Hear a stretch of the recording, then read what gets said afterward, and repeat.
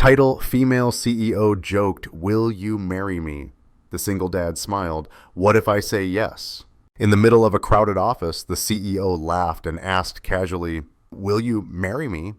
Everyone assumed it was just a harmless birthday joke, but the man across from her, a quiet black single dad, only smiled and replied, "What if I say yes?"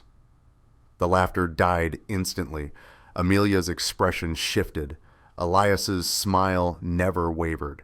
No one knew if it was a game, a test, or the truth. And when that one sentence began pulling rumors, conspiracy, and collapse in its wake, would either of them have the courage to answer that question again?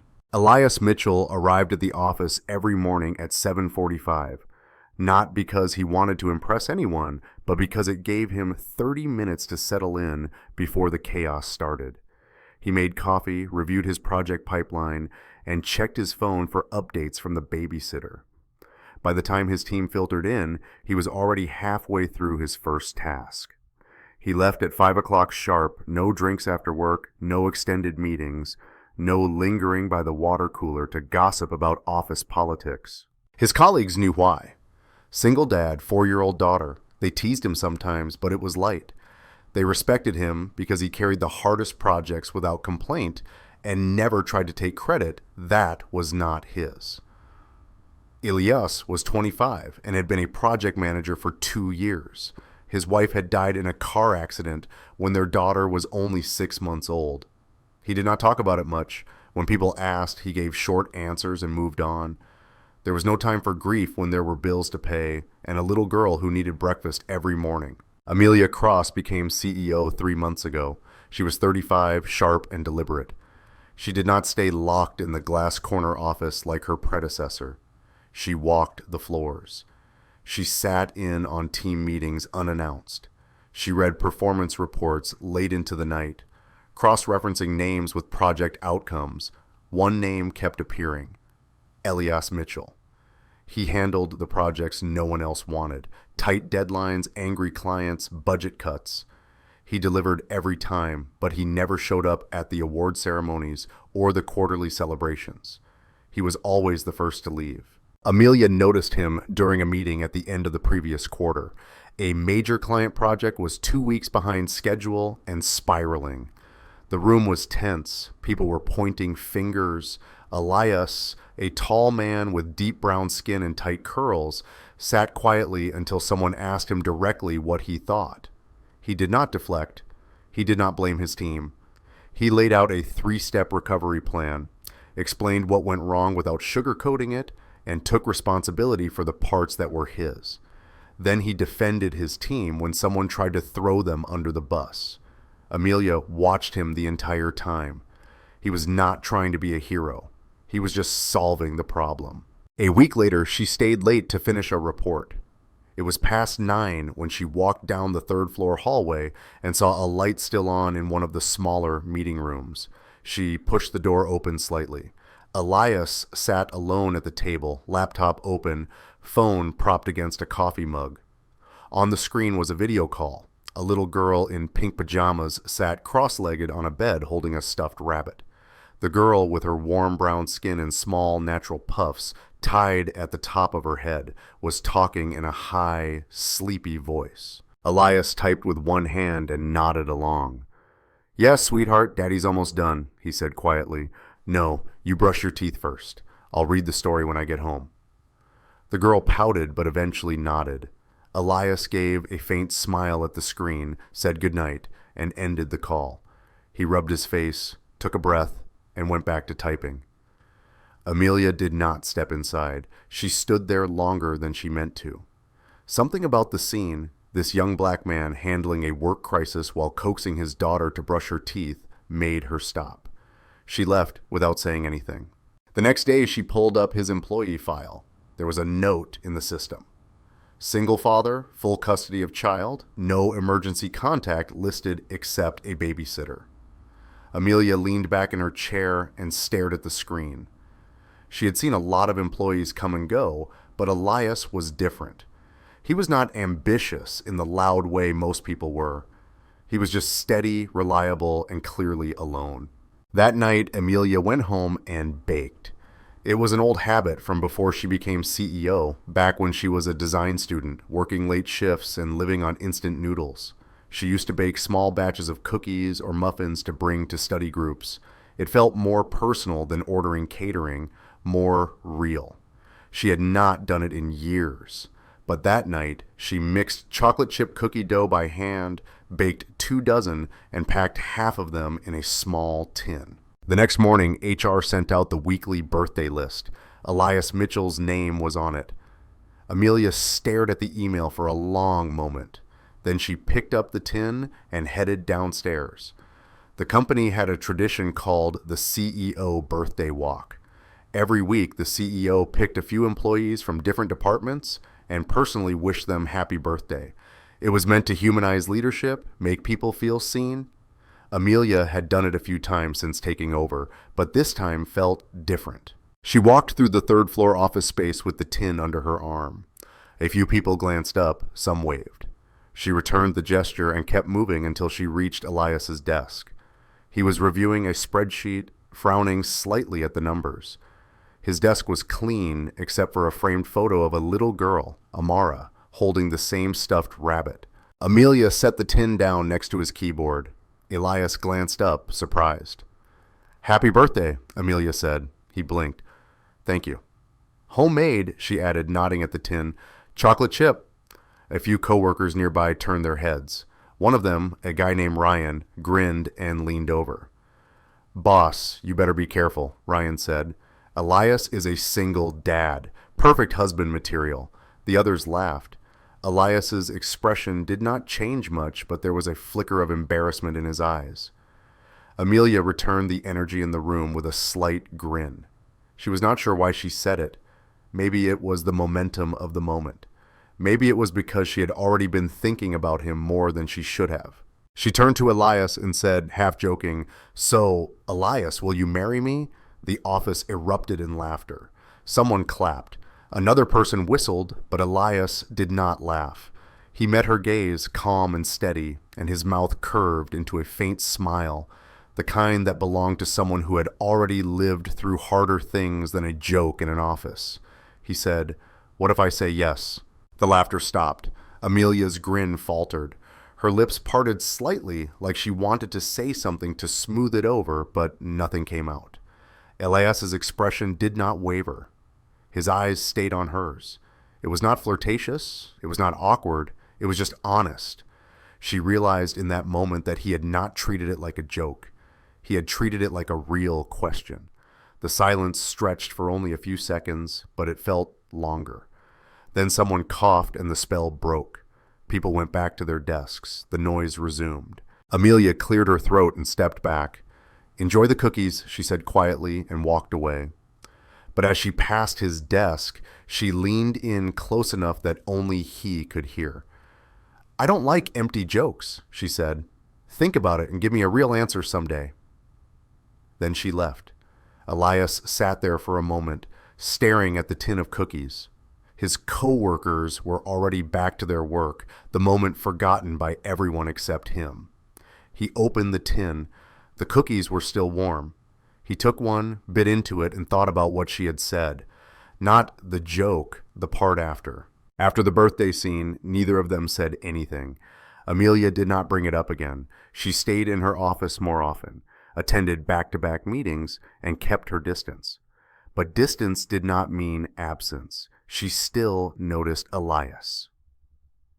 She saw him in hallway conversations, in project update emails, in the way he quietly fixed problems that should have been someone else's responsibility. Elias did not chase the moment either.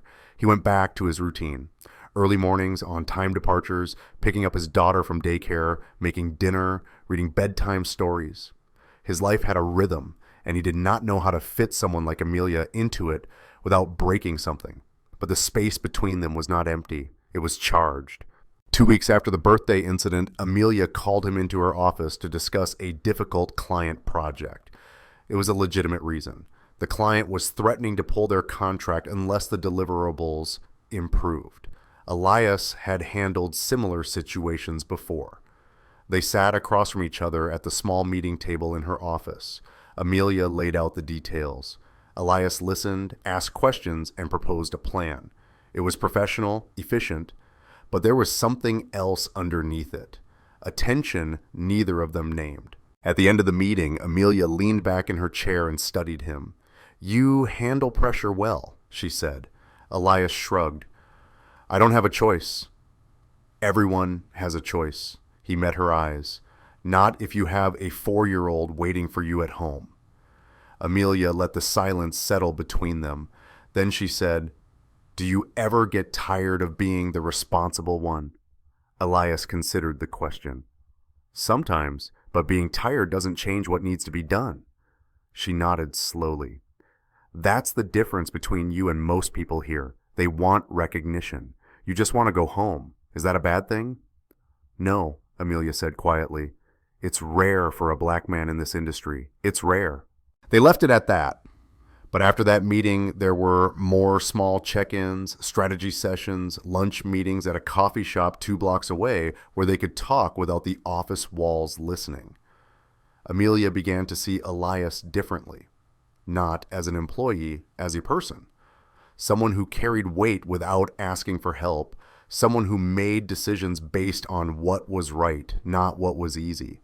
And Elias began to see Amelia not as the CEO, but as someone who was tired of pretending she was not lonely. One afternoon, they sat in a corner booth at the coffee shop. Amelia stirred her latte absently. "Do you ever think about what life would be like if you could start over?" she asked.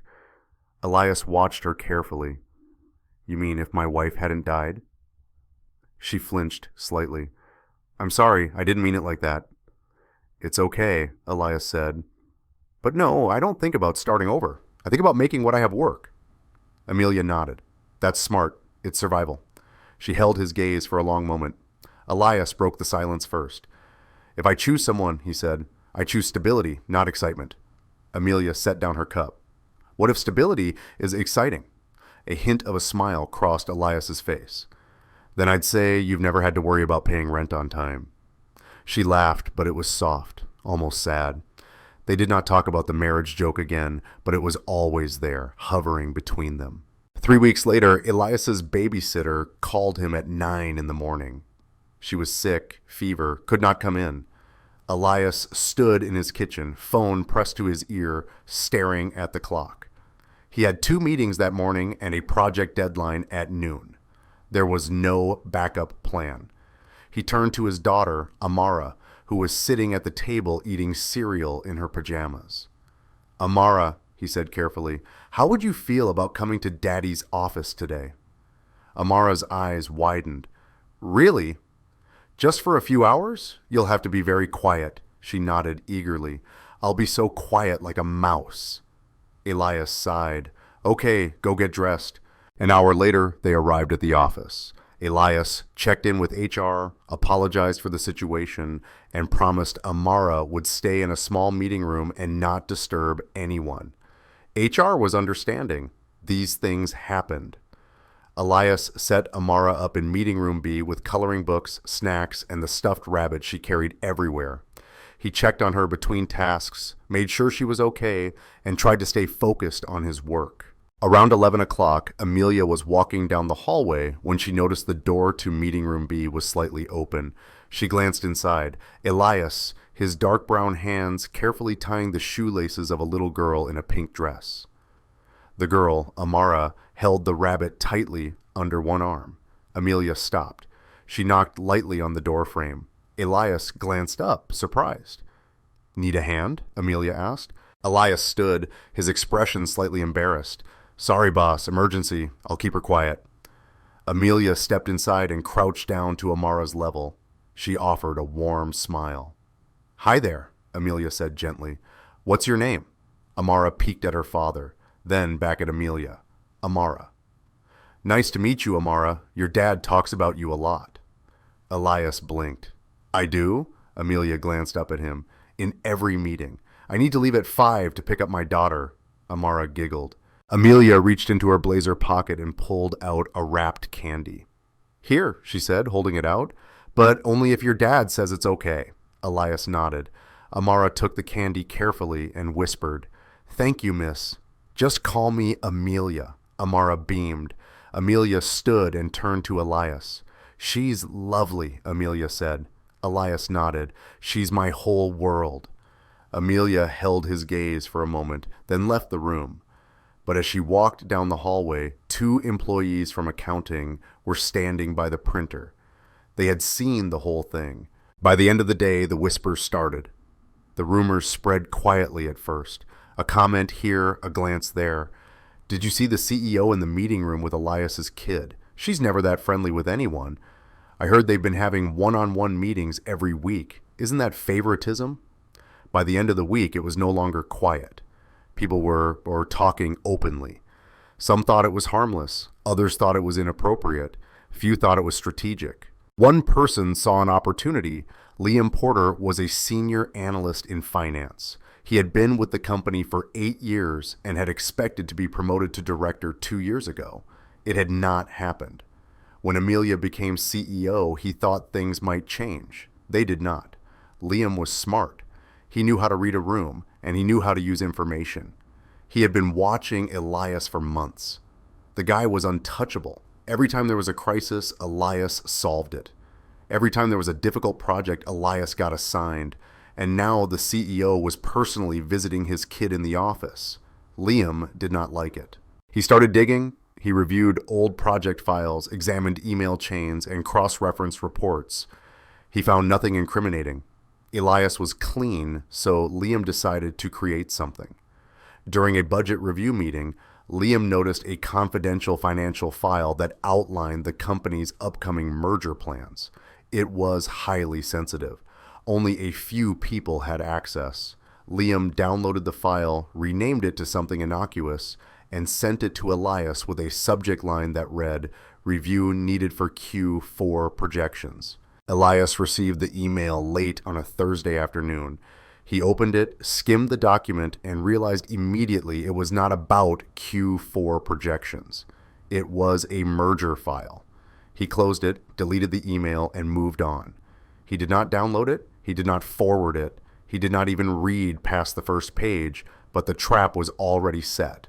Meanwhile, Amelia had been noticing something off about the company's financial reports, numbers that did not quite add up, expenses that seemed inflated. She could not pinpoint it, but her instinct told her something was wrong. She quietly reached out to an independent auditing firm and asked them to review the books. She did not tell anyone except her assistant. She wanted to be sure before making any accusations. The audit was scheduled to begin in 2 weeks. On Monday morning, the entire company was called into an emergency meeting. The conference room was packed. People stood against the walls. The air was tense. Liam stood at the front of the room next to the head of HR and the company's legal counsel. Amelia sat in the back, arms crossed, watching. Liam cleared his throat and began. "We've discovered a serious breach of confidentiality." He said a restricted file containing sensitive merger information was accessed by someone without authorization. That file was opened on a personal device. Murmurs spread through the room. "We traced the access log," Liam continued. "The file was sent to and opened by Elias Mitchell." All eyes turned to Elias. He sat in the middle of the room, expression unreadable. "I didn't leak anything," Elias said calmly. Liam held up a printed email chain. "This shows the file was sent to you, and this shows you opened it." Elias nodded. "I opened it by mistake. I thought it was a project file. I closed it immediately." "But you still accessed restricted information." "I didn't share it with anyone." Liam turned to the HR director. "According to company policy, unauthorized access to confidential files is grounds for immediate suspension pending investigation." The HR director glanced at Amelia. She said nothing. Elias turned his attention to her. Their eyes met. He did not plead. He did not panic. He just waited. Amelia stood slowly. "Elias Mitchell is suspended effective immediately," she said, voice flat, "pending a full investigation." The room went silent. Elias stood, grabbed his bag, and walked out without a word. That evening, Amelia sat alone in her office. The building was empty. The lights were dim. There was a knock on the door. Elias stepped inside. "Do you believe I did it?" he asked. Amelia met his eyes. Her voice was quiet. "No." "Then why didn't you defend me?" "Because if I protect you now, they'll destroy us both." Elias nodded slowly. "So, you chose your position." "I chose time," Amelia said, "to find the truth." Elias studied her for a long moment. "And if you don't find it?" She didn't answer. Elias turned to leave, then stopped at the door. "I don't blame you," he said quietly. "I'd do the same if I were alone." Then he left.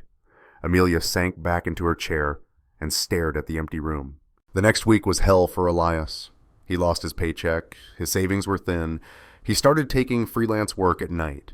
Anything he could find, design gigs, consulting calls, small projects that paid just enough to cover rent.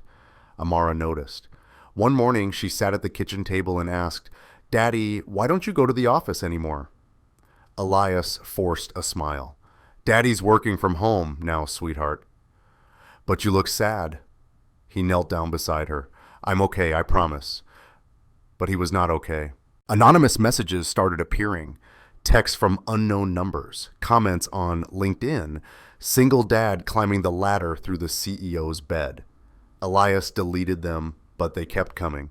He sat at his laptop one night staring at a job offer from a rival company. The pay was good, better than what he was making, but it required relocation. A different city, a new school for Amara. His finger hovered over the accept button. He glanced toward Amara's bedroom. She was asleep, the rabbit tucked under her arm. He closed the laptop. Amelia was fighting her own battle. The board called an emergency meeting. 7 members sat across from her, arms crossed. "Your decision to protect Elias Mitchell has cost us clients." One of them said, "The board demands clarity." Amelia kept her voice steady. "I didn't protect him. I suspended him." "But you didn't fire him. That's protection." "I believe in due process." Another board member leaned forward. "We believe in profit. Cut him loose or we'll cut you." Amelia studied each of them. Then she said, "Give me 1 week. If I can't prove his innocence, I'll resign." The room went silent. "1 week?" the board member said. "Not a day more." Amelia nodded and left. Back in her office, she called the auditing firm. "I need results," she said. "Now." Elias sat at his kitchen table at 2 o'clock in the morning, staring at his laptop screen. The freelance job he had just finished paid $300. It was not enough. Rent was due in 5 days. Daycare tuition was overdue by a week. He opened a new email draft. The subject line was blank. The recipient was a competitor firm that had reached out to him months ago back when things were stable. They had offered him a senior role, good pay, full benefits, but it was in another state, a 6-hour drive from where Amara went to preschool. From the park where she played, from the only home she had ever known, Elias typed the first line. "I am interested in discussing the position further." His hands, dark and steady, hovered over the keyboard. He glanced toward Amara's bedroom. The door was cracked open. He could see the edge of her bed, the rabbit tucked under her arm. If he took the job, she would have to leave everything behind. New city, new school, new friends. She was only 4 years old. How much could a 4-year-old take? Elias highlighted the text. His finger moved to the delete key. He pressed it. The draft disappeared. He closed the laptop and rubbed his face. His chest felt tight. He had no plan, no backup, just the hope that something would break his way before everything fell apart. The next morning, Amara woke up early. She padded into the kitchen in her pajamas and climbed into the chair across from Elias. "Daddy," she said softly. Elias raised his head from his coffee. "Yeah, sweetheart." "Are you sad?" He forced a smile. "Why would you think that?" "Because you don't smile like you used to." Elias set down his mug. He reached across the table and took her small hand in his. "I'm okay," he said. "I promise." Amara tilted her head. "Daddy, can I ask you something?" "Of course." "If you had someone new in our life, would that be okay?" Elias froze. "What do you mean?" Amara traced patterns on the table with her finger. "Like the pretty lady who gave me candy. She was nice. She smiled at me like Mommy used to. Elias felt something twist in his chest. He had not expected Amara to remember Amelia, but she did. And more than that, she had noticed something Elias had been trying to ignore. "Would you be okay with that?" Elias asked carefully. "If Daddy had someone new," Amara nodded. "Only if she's nice, and if she reads bedtime stories." Elias's throat tightened. He pulled Amara into his lap and held her close. "I'll think about it," he whispered. Amelia had not slept in 3 days. The audit results came back on Thursday morning. She sat in her office with the report spread across her desk. Her assistant had left her alone. The door was locked. The numbers were clear. Liam Porter had been skimming funds for 18 months, small amounts at first, then larger. He had routed them through fake vendor accounts, buried them in budget reports, and covered his tracks with false reconciliations. But the access logs told a different story. The confidential merger file had been leaked to an external source 2 days before Elias even opened the email. The leak had come from Liam's account. The IP addresses did not match Elias's activity. The timestamps proved Elias had only opened the file briefly and closed it immediately without downloading or forwarding it. Elias had been set up cleanly, deliberately. Amelia leaned back in her chair and stared at the ceiling. She had 1 day left before the board forced her resignation. 1 day to fix this. She picked up her phone and called the head of HR. "I need an emergency company meeting," Amelia said. "Tomorrow morning, 9 o'clock, everyone." The conference room was packed again. Employees stood along the walls. The energy was tense. Rumors had been circulating all week. Some people thought Elias would be fired. Others thought Amelia was stepping down. Amelia stood at the front of the room. Next to her was the lead auditor, a middle-aged woman in a gray suit holding a folder. Amelia swept her gaze across the crowd. Her voice was steady. "I owe everyone an apology," she said. "And I owe Elias Mitchell more than that." The room went silent. "The investigation into the confidentiality breach has concluded. Elias Harper is innocent." Whispers erupted. Amelia held up a hand. "The real source of the leak has been identified. Liam Porter, senior analyst in finance, has been terminated effective immediately. He will face legal consequences for fraud and embezzlement." All eyes turned to the empty chair where Liam usually sat. He was not in the room. Security had escorted him out an hour earlier, Amelia continued. Elias was set up. The file was sent to him intentionally to frame him. The actual leak occurred from Liam Porter's account 2 days before Elias even opened the email. Elias did not leak anything. He did not violate policy, and I failed to protect him when he needed it most. She turned directly to the camera that was streaming the meeting to remote employees. "Elias, if you're watching this, I'm sorry." She set down her notes and stepped back. The room stayed quiet. "Elias Mitchell is reinstated immediately. Full back pay, full benefits, and a formal apology from this company." Amelia turned to the HR director. "Make it happen." Then she walked out. Elias was not watching the meeting live. He was at the park with Amara pushing her on the swings.